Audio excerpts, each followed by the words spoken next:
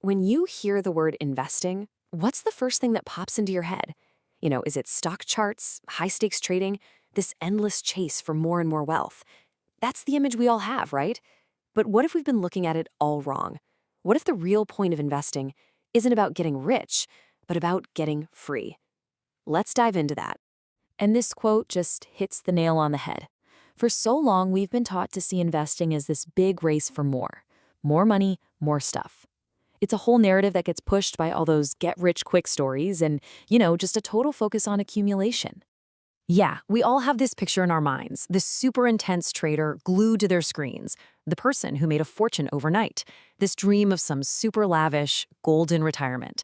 It can all feel like this high-stakes game that's completely separate from our actual everyday lives. But this is the question that really flips the whole script. What if the goal isn't just piling up more and more? What if it's really about freedom? I mean, instead of just chasing a bigger number in a bank account, what if we were chasing autonomy, the ability to buy back our own time and our own choices? So let's really explore this new way of thinking, investing for autonomy. We're going to see how just shifting our mindset can completely transform our relationship with money and with our entire future. The absolute core idea here is that money itself isn't the goal. It's just a tool. Think of it like a key. It's a key that unlocks the things that really truly matter: our time, our security, and our freedom to choose how we live our lives. Okay, so you can really see the two mindsets right here, side by side. On the one hand, you've got that traditional focus on wealth, which, let's be honest, can trap you in a cycle of speculation and just more consumption. But on the other hand, you have this focus on freedom, which is all about using foresight to build autonomy and choice. It's really the difference between a reactive life and a proactive one. Let's make this feel a bit more real with an example. So, meet Sophie. She's a nurse. Her dream isn't a mansion or a fancy yacht. No, she's just tired. She's tired of being forced to take every single extra shift just to make ends meet. Her ambition is so much more practical. She just wants control over her own time. So, what does she do? She starts small. Just small, consistent monthly investments. And after just 3 years, she's built a financial safety net. The result? It's totally transformative. She now has the power, the freedom, to say no to a draining job, and she can even negotiate part-time hours so she can go after a specialization that she's actually passionate about. Now, her investment didn't make her rich in that classic sense of the word. It gave her something so much more precious. It gave her the freedom to choose, to actually shape her own life and her career. And that right there is the real return on her investment. And this story brings us to a really crucial point. If money is just the tool, what's the real currency we're trying to earn? Well, it's our time. I mean, just let that number sink in for a second. We spend about a third of our waking lives at work. So often, it's just out of pure financial necessity.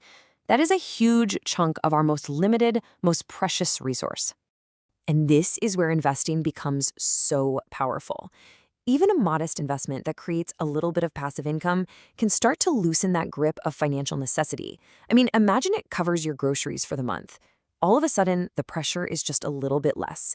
Maybe you can afford to work one less day a week. That's a significant piece of your life that you just bought back. Okay, this all sounds really good in theory, but I know what you might be thinking. This is just for wealthy people. Well, let's look at how this can be a really practical and concrete tool for almost anyone. Because investing is so much more than just playing the stock market. It can be something as simple as setting aside 50 euros a month into a diversified fund, where your money is spread out to lower the risk. It could be buying a small apartment to rent out. Or, and this is a big one, it could be investing in yourself, learning new skills to increase your own earning potential. You see, this whole approach isn't about greed. It's about foresight. It's about preparation. In a world that's pretty uncertain, having a financial reserve can turn a potential crisis, like, say, a layoff or a health issue, into just a manageable bump in the road. It gives you stability and control. So, when you start to connect all these dots, you realize this is so much more than just a financial strategy. It's really a whole philosophy of freedom. It's a different way of thinking about your life and your future. In a world where so much can feel completely out of our hands, managing your own personal finances is one of the most direct ways to reclaim your agency. It's a quiet, but incredibly powerful step toward your own personal emancipation. And this brings us to a whole new definition of financial freedom. It's not about having an abundance of things, but about living with fewer constraints forced upon you. It's about shifting that balance from what you have to do to what you get to do. So, we'll leave you with this question to think about. What if the true purpose of investing isn't to possess more, but to be subjected to less? Less pressure, less necessity, and fewer decisions being made for you by circumstances or by other people. What would that look like for you?